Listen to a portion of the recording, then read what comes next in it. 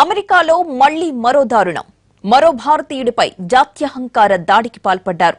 వాషింగ్టన్లో ఓ సిక్కు యువకుడిపై ఓ తెల్ల జాతీయుడు కాల్పులకు దిగాడు. ఈ ఘటనలో తీవ్ర గాయాల పాలైన యువకుడిని ఆసుపత్రికి తరలించారు.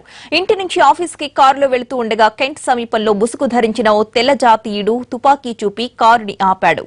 మీ దేశానికి వెళ్లిపోండి అంటూ కాల్పులు జరిపాడు. భుజంపై తీవ్ర గాయమైన యువకుడిని పోలీసులు ఆసుపత్రికి తరలించారు.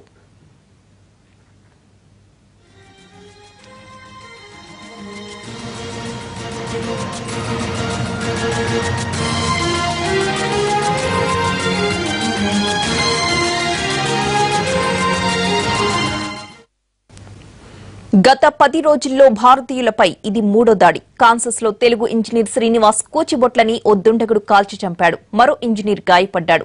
2 రోజుల క్రితం ఒక వ్యాపారవేత్తను ఇంటి ముందు కాల్చి చంపేశారు.